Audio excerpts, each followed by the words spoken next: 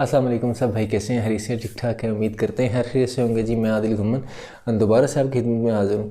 तो सबसे पहले तो सब भाइयों को ईद मुबारक, जो हमें यहाँ से देख रहे हैं, जो सऊदीया से देख रहे हैं, जो दुबई से देख रहे हैं, सारी दुनिया से जहाँ जहाँ पे लोग देख रहे हैं दोस्त, सबको ईद मुबारक। और पाकिस्तान में चूँकि ईद हमसे एक दिन के बाद होती है, हमारी जो है सऊदीया के साथ होती है, लेकिन सुनने में यह आया है कि पाकिस्तान में भी आज ईद है।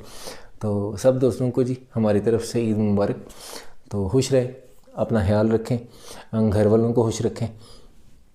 तो जैसे कि आप जानते हैं कि स्टोरी वीडियो जो है वो लेट हो गई, मैं 2 वीक हो गए हैं वीडियो नहीं अपलोड कर सका। तो मेरा भी दिल करता है कि मैं दोस्तों के साथ में इन टच रहूँ, तो अगर मजबूरी हो तो उसकी वजह से ज़ाहिर बात है काम शाम करना होता है, तो बंदा आके इतना थक जाता है कि वो मुझे मैं एक्सप्लेन नहीं कर सकता कि वीडियो नहीं बना सका। तो बाकी उम्मीद है सब दोस्त खैरियत से होंगे, ठीक ठाक होंगे। हमारी स्टोरी तो जो है वो रास्ते में ही है अभी। जैसे कि आप जानते हैं कि इटली हम पहुंच गए थे कैंप के अंदर, कैसे चंदू से मिला मैं और कैसे आगे प्रोसेस जो है वो स्टार्ट हुआ झील का।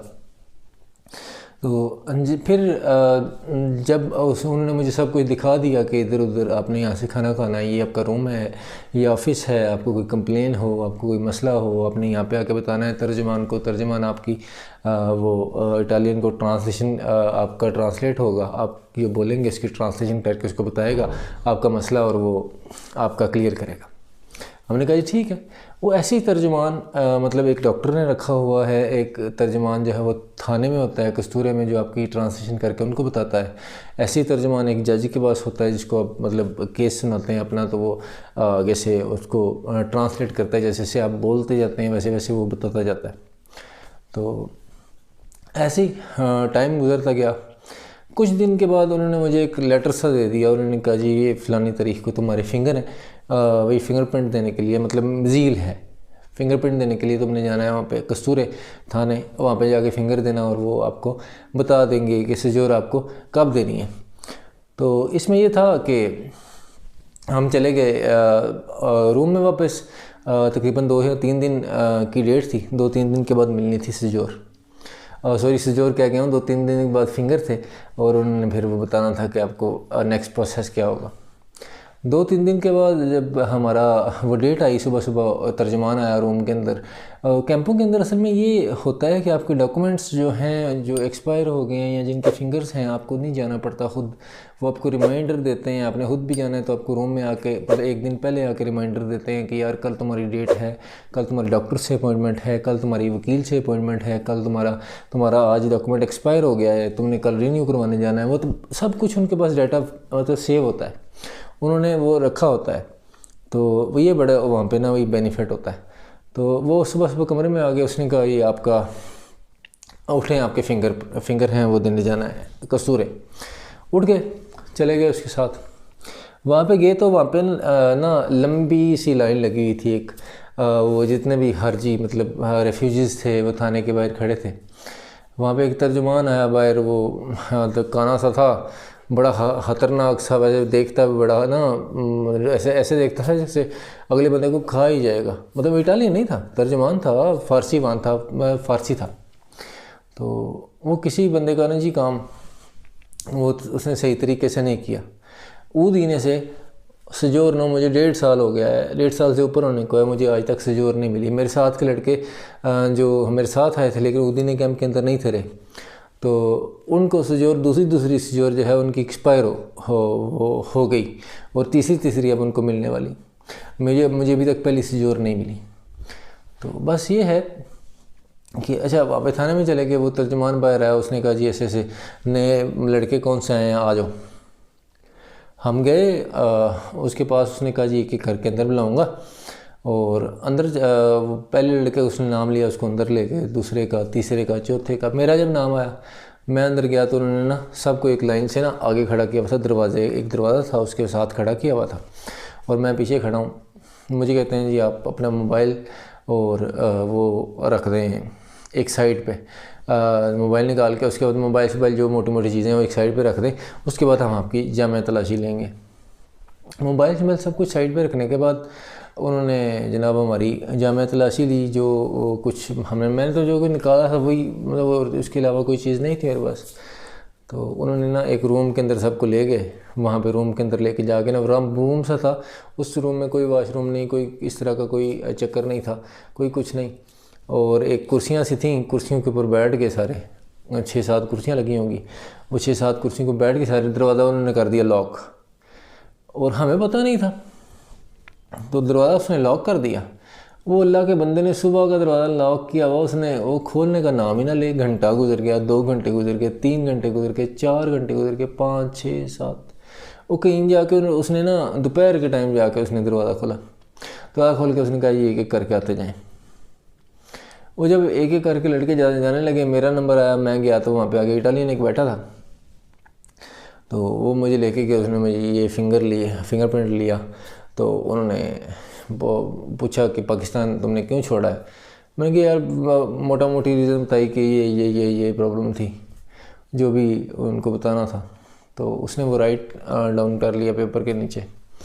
तो वो जनाब हमें उसने कहा जी आप कैंप में जा सकते हैं, नेक्स्ट जो भी आपका होगा प्रोसीजर वो आपको उसका बता दिया जाएगा।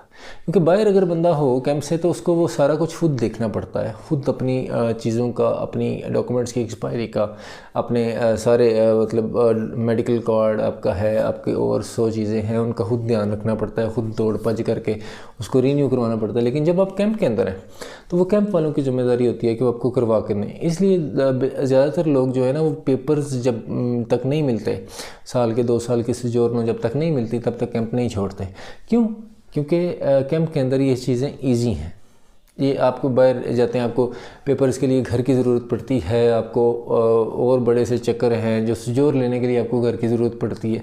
मतलब आपने उनको बताना है कि मैं इस सिटी में आया हूँ, मैं ये इस जगह पे रह रहा हूँ, ये मेरा घर है, इसका ये सारा सिस्टम उनको बताना पड़ता है। लेकिन कैंप के अंदर ये कोई चक्कर नहीं होता, क्योंकि कैंप की रिहाइश होती है और वो सारा कुछ आपको खुद ही बना के दे देते हैं। जो चीज़ आपको चाहिए होती है वो किसी का आपको ना कहना पड़ता है, किसी को कोई प्रॉब्लम नहीं होती। तो इसलिए मेजॉरिटी जो है वो कैंप्स में रहती है। तो हम जनाब वो कस्तूरे से निकले और वहाँ से बस पकड़ी। हमें तो पता भी नहीं था बस की टिकट कहाँ से लेनी है। और इतना सुना था कि बस के अंदर वो चेकर पकड़ ले तो वो जैसे फ़ाइन कर देता। तो वो 4 नंबर बस थी, उसको 4 नंबर हम कहते थे, उसके ऊपर लिखा हुआ था 4। तो उस पर बैठते थे, वो मैं तोड़ कैंप के गेट के पास ले जाती थी, वहाँ पर उतर के हम कैंप में चले जाते थे। तो मेजॉरिटी जो है कैंप की अवाम वो टिकट लिए बगैर ही सफ़र करती थी। वो 4 नंबर बस पे ही ज़्यादातर लोग 4 नंबर बस पे सफ़र करते, क्योंकि वो शहर के अंदर वो एक ही बस घूमती है। वो शहर के अंदर ही किसी को काम होता था चैंतरों के अंदर, सेंटर के अंदर, तो वो उसी बस पे बैठ के इधर उधर चले जाते थे। तो बाकी हम जनाब कैंप के अंदर वापस आ गए। वो हमें जो उन्होंने पेपर सा दिया वो हमने वो उसने कहा कि आप जाके कैंप के ऑफ़िस में ना जमा करवा दें। जब हम कैंप के ऑफ़िस में गए, उनको वो पेपर दिया, उन्होंने कहा जी ठीक है आप अपने रूम में जा सकते हैं, और नेक्स्ट जो है जैसे करना है, जो करना है वो फिर आपको टाइम के साथ साथ बता दिया जाएगा। हमने कहा जी ठीक है। वैसे रूम में चले गए और वो रेगुलर जो जैसे उनको चल रहा था वैसे चलने लगे। तो अगले दिन हम जब उठे तो वो कैंप उन्होंने जनाब ऐलान किया कि हम कपड़े दे रहे हैं, आ जाएं मैगज़ीन में आ जाएं, वहाँ पे कपड़े मिल रहे हैं।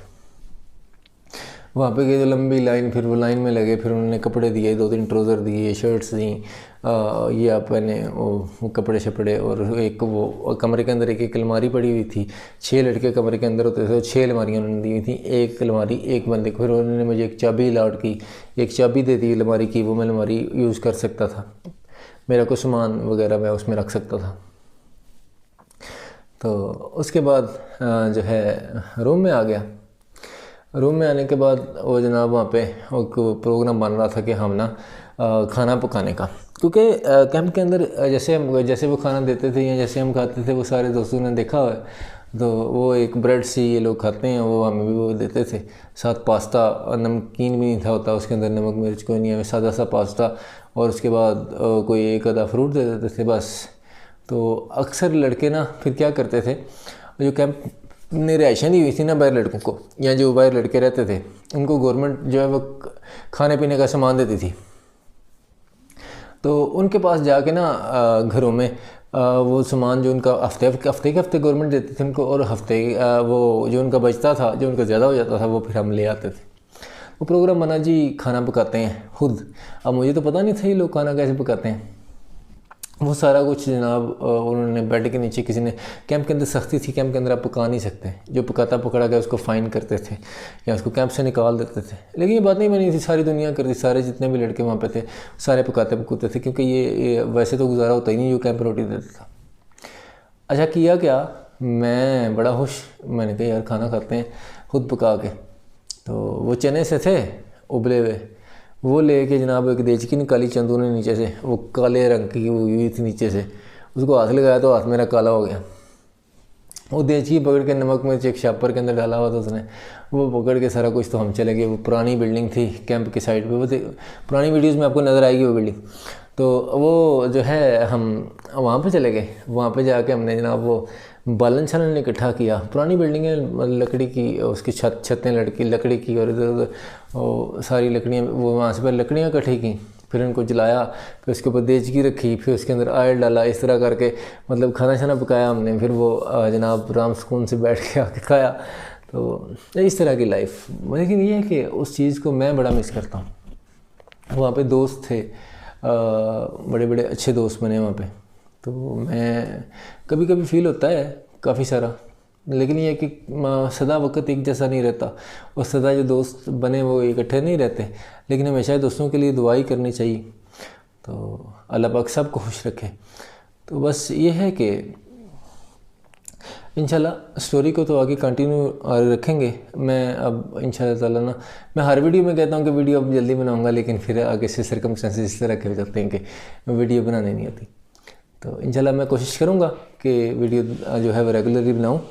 तो बाकी दोबारा से एक दफ़ा ईद मुबारक बहुत बहुत सब दोस्तों को, सब भाइयों को हमारे लिए दुआ करें, हम आपके लिए दुआ करते हैं। तो अल्लाह सबको खुश रखे। वीडियो को लाइक करना, चैनल को सब्सक्राइब करना ना भूलें। मैं आदिल गुम्मन आपके खिदमत में हाजिर होता रहूँगा। खुश रहें, खुश रखें। अल्लाह हाफ़िज़, फ़ी अमान अल्लाह।